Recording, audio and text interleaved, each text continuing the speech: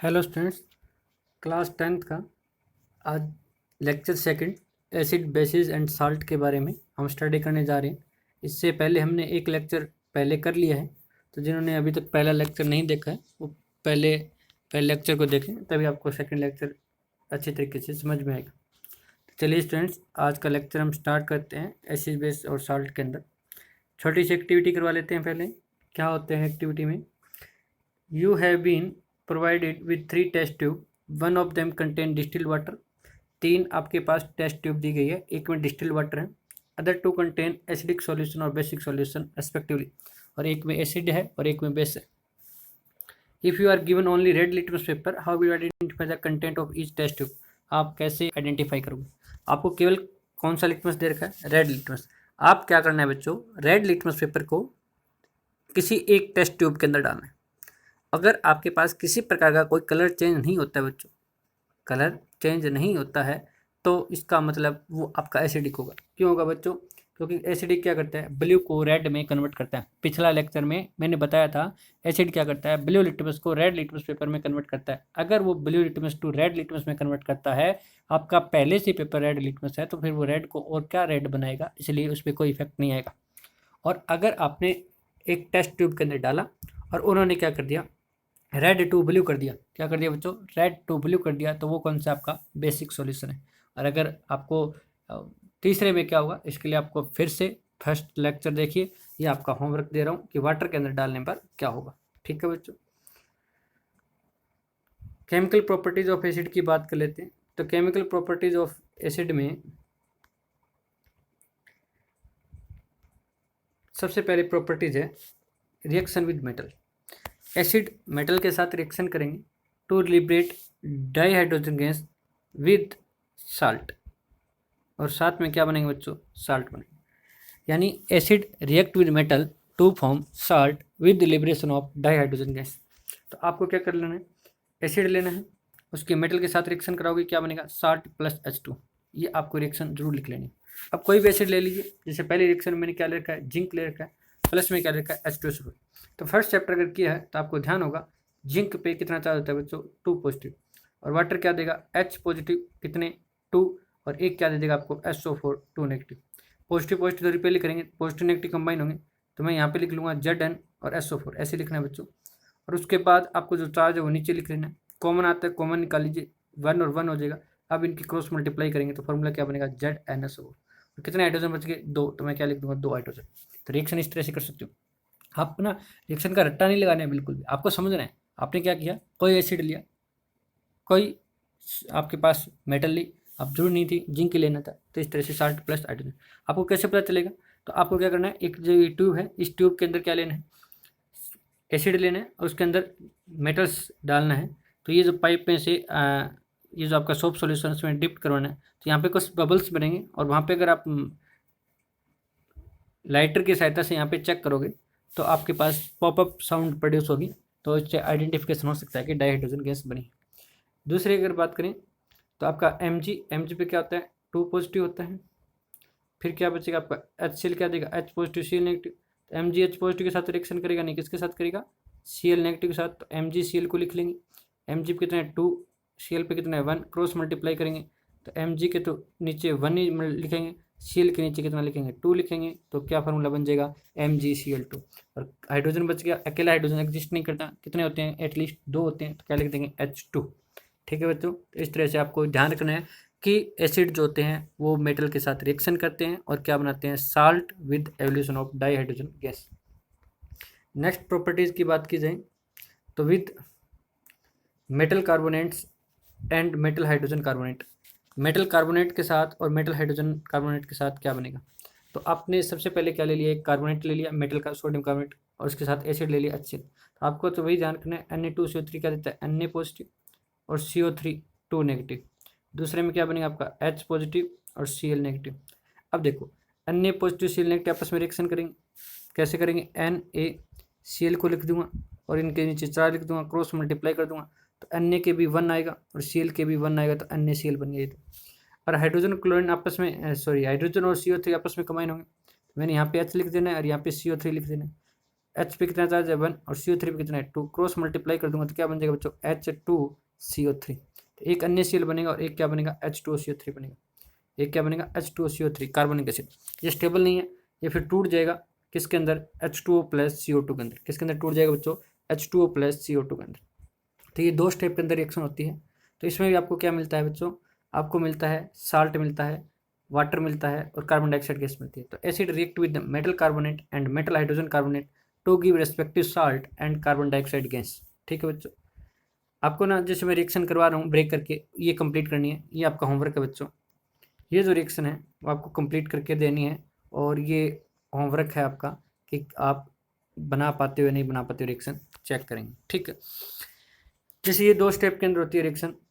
जैसे CO2 gas pass करवाई गई लाइम वाटर के साथ तो मिल्की बन जाता है यानी CaCO3 बन जाता है। और जो एक्वस CaCO3 है उसके अंदर एक्सेस अगर CO2 पास करवाई जाए तो आपका कलर लेस बन जाता है। ये बात भी ध्यान रखना। ठीक है, रिएक्शन आप खुद कर सकते हो, जैसा मैंने तरीका बताया वैसे ही होगी, कोई बड़ी रिएक्शन नहीं है। नेक्स्ट अगर और देखें हाइड्रोजन कार्बोनेट के साथ बात करें तो हाइड्रोजन कार्बोनेट के साथ क्या होगा बच्चों, हाइड्रोजन कार्बोनेट के साथ भी बात करें तो हमें पता है Na पॉजिटिव होता है, H पॉजिटिव होता है, CO3 2 नेगेटिव होता है और दूसरा हमें क्या मिला H पॉजिटिव और Cl नेगेटिव। अन्य पॉजिटिव Cl नेगेटिव आपस में रिएक्शन करेंगे बच्चों, क्या बना देगा अन्य Cl बना देगा और ये आपस में रिएक्शन करेंगे। हाइड्रोजन 2 हैं, एक CO3H2CO3 बना लेगा जो कि स्टेबल नहीं है, टूट जाएगा किसके अंदर है H2O प्लस CO2 के अंदर। तो एक तो बनेगा अन्य Cl, एक बनेगा H2, एक क्या बनेगा CO2। तो ये हम लाइन लिख देंगे। ठीक है बच्चों, तो फर्स्ट रिएक्शन हो गई, सेकंड रिएक्शन आप खुद करके देख सकते हो, कोई प्रॉब्लम है तो आप पूछ सकते हो। ठीक है, next chemical properties of acid में थर्ड हमारी जो रिएक्शन है वो हमारी वेरी इंपॉर्टेंट है बच्चों, बहुत इंपॉर्टेंट है। That reaction is known as neutralisation reaction, the reaction between acid and a base to give salt and water.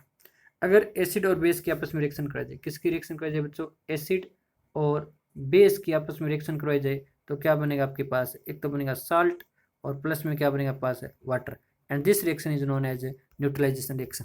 और ये रिएक्शन आपकी कैसी होती है, एक्सोथर्मिक के नेचर होती है। जैसे एग्जांपल लिया एसिड का HCl लिया, बेस लिया क्या NaOH लिया, तो आपका HCl है वो क्या देगा H पॉजिटिव Cl नेगेटिव और बेस क्या देगा आपको Na पॉजिटिव और OH negative. Positive negative combine होकर NaCl बन जाएगा, H पॉजिटिव OH नेगेटिव इकट्ठे लिखो तो क्या बन जाएगा हाइड्रोजन कितने होंगे 2 ऑक्सीजन 1 वाटर बन जाएगा। ठीक है, इसी प्रकार एक करवा देता हूँ, 2 रिएक्शन आपको खुद करनी है बच्चों।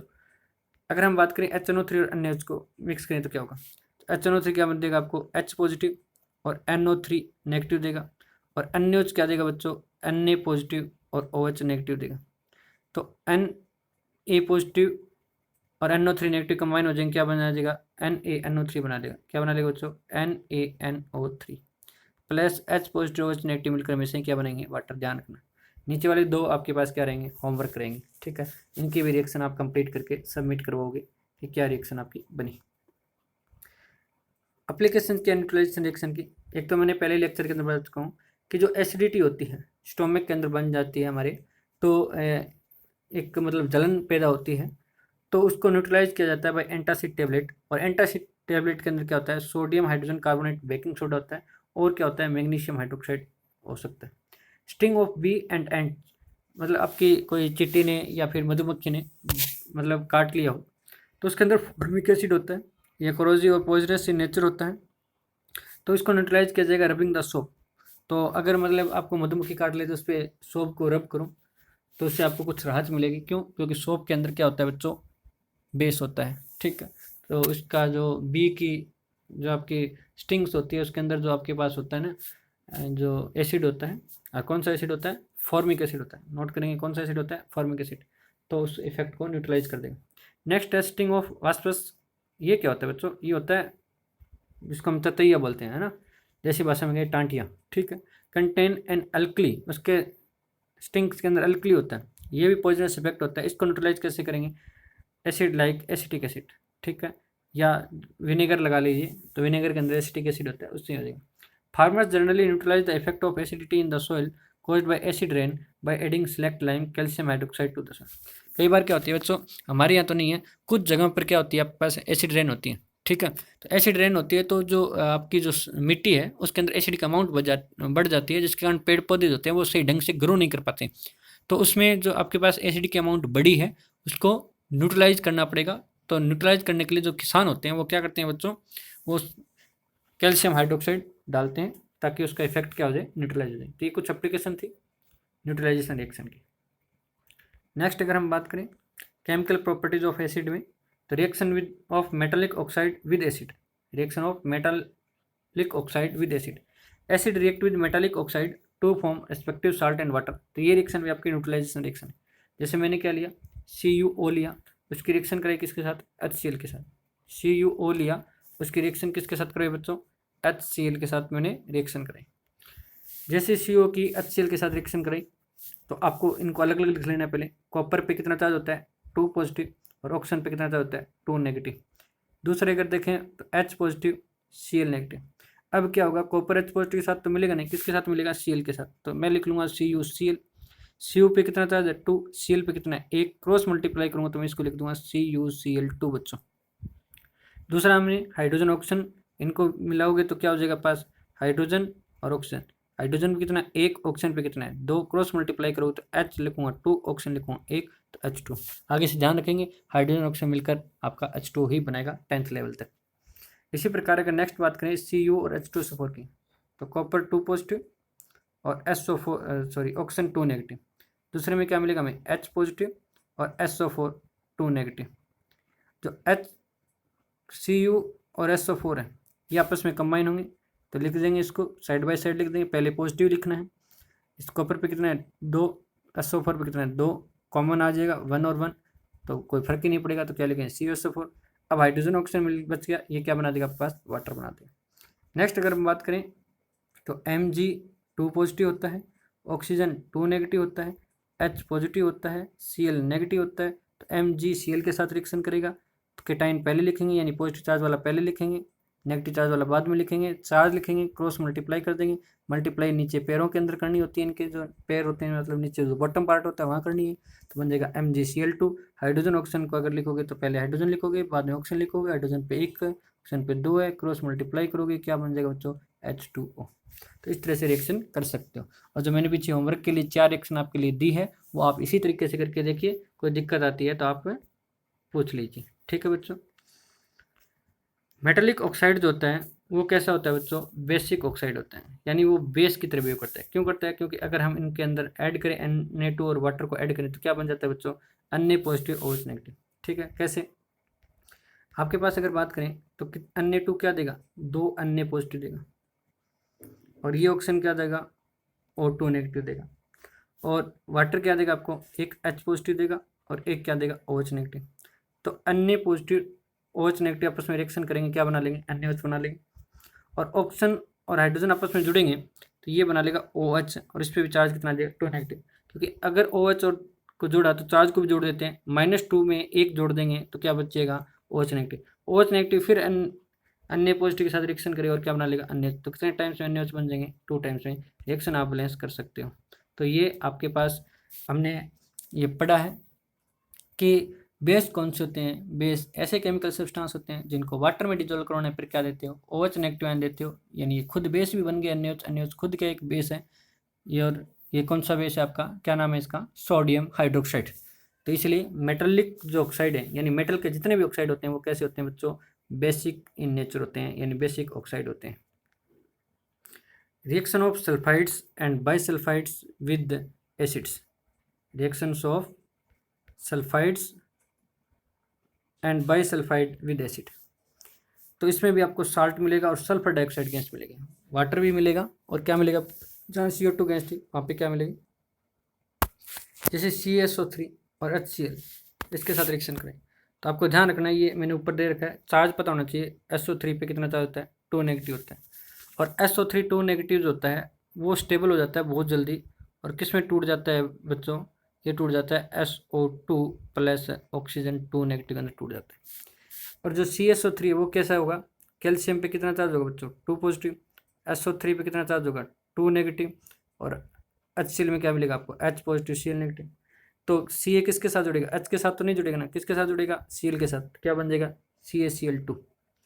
और SO3 किसमें कन्वर्ट हो गया, SO2 में, तो क्या लिख दिया, SO2। अब ये तो चला गया, फिर क्या बच गया, H पॉजिटिव, और H पॉजिटिव किसके साथ रिएक्शन करेगा, ऑक्सीजन 2 नेगेटिव के साथ, तो क्या बना लेगा, H2O। इसी प्रकार अगर नीचे देखें Na positive Cl negative NaCl बना लेगा, SO3 SO2 तो देगा ही। अब हाइड्रोजन बच गया और एक ऑक्सीजन मिल गया, वो क्या बना लेगा H2। ये भी आपका क्या रहने वाला है बच्चों, होमवर्क है। ये भी क्या आपके पास होमवर्क है, इनको भी आप रिएक्शन कंप्लीट करोगे। तो मैं कम से कम 6 रिएक्शन आपके होमवर्क के लिए दे चुका हूँ।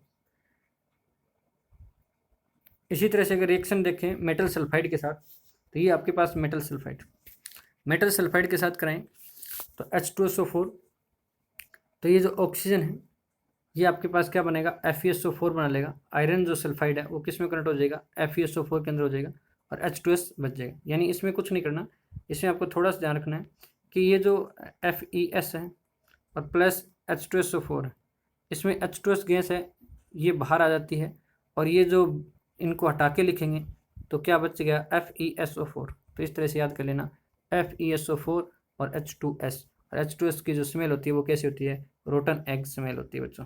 ठीक है, तो आज के लिए इतना ही। तो ये जो केमिकल प्रॉपर्टीज ऑफ एसिड की हमने, इनको ध्यान से पढ़ना है, और जो होमवर्क दिया है उनको भी कंप्लीट करके देखो। किसी प्रकार की प्रॉब्लम आती है तो आप व्हाट्सएप ग्रुप में पूछ सकते हो। थैंक यू बच्चों।